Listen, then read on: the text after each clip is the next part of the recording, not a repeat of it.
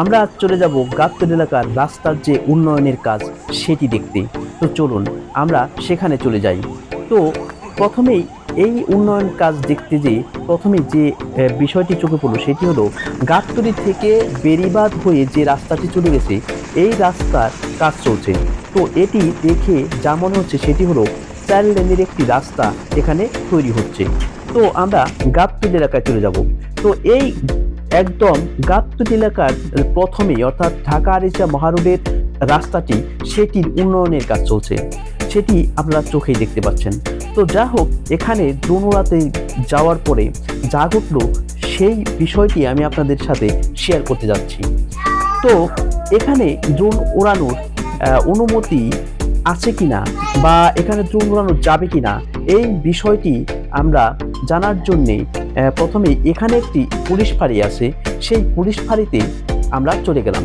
সেখানে 5-6 জন পুলিশ সেই পুলিশ ফাঁড়িতে বসা ছিল। তো একটি পুলিশ বাইরে ছিল, আমি তাকে জিজ্ঞেস করলাম যে এখানে ড্রোন ফ্লাই করা যাবে কিনা। তখন সে একটু ইতস্তত বোধ করে বলল যে এই বিষয়টি আমার জানা নেই। সে বলল ঠিক আছে, এখানে আমাদের স্যার আছে অর্থাৎ ইন্সপেক্টর আছে, আমি তার সাথে কথা বলে তারপর আমি বলবো যে এখানে উড়ানো যাবে কিনা।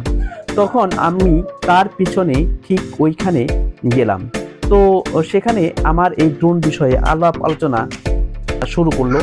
তো যা হোক, তারপর সেই আলোচনা শেষে সেই অফিসার আমাকে জানালো যে ড্রোন উড়ানোর কোনো আইন এখনো বাংলাদেশে হয় নাই। এই ড্রোন উড়ানোর বিষয়ে যে রিস্ট্রিকশন সেটি মেনে যদি ড্রোন উড়ান তাহলে কেউ বাধা দিবে না। অর্থাৎ আমরা আপনাকে এই ড্রোন উড়াতে কোনো বাধাও দেব না, আর কোনো অনুমতিও লিখিতভাবে দিতে পারবো না। তো যা হোক, আপনি যদি এখানে ড্রোন উড়ান আপনাকে কেউ কিছু বলবে না। তখন আমি বললাম ঠিক আছে, তাহলে আমি উড়াতে পারবো। বললো যে মৌখিকভাবে আমি আপনাকে বলছি যে আপনি উড়াতে পারেন। তো যাই হোক, সেই সাহসে আমরা এখানে ড্রোন উড়িয়ে দিলাম। তো ড্রোন উড়ানোর পর নিচ থেকে দেখে এই উন্নয়নের যে কাজটি সেটি কিন্তু ভালো বোঝা যাচ্ছিল না। কিন্তু যখন আমি ফ্লাই করছিলাম তখন এই যে জায়গাটি, এই জায়গার কাজ যখন শেষ হবে তখন আমার বিশ্বাস বিভিন্ন জায়গা থেকে অনেক মানুষই এই জায়গাটি দেখার জন্য আসবে। আর যারা ড্রোন ফাইটার আছে, যারা ড্রোন উড়ান, তারা এখানে এসে একটি ভিউ নেওয়ার জন্য অবশ্যই আসবেন।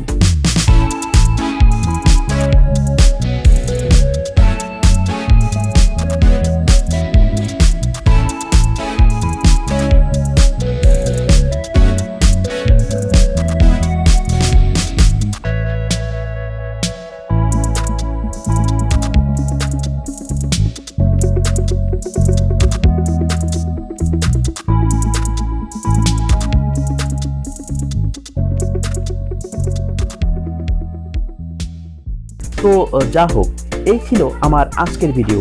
আমার এই ভিডিওটি যদি আপনাদের ভালো লাগে লাইক করবেন, শেয়ার করবেন আপনার বন্ধুদের মাঝে। আমার এই চ্যানেলটি সাবস্ক্রাইব করে সাথেই থাকুন। ভালো থাকবেন, সুস্থ থাকবেন সবাই। পরবর্তী ভিডিও দেওয়া পর্যন্ত।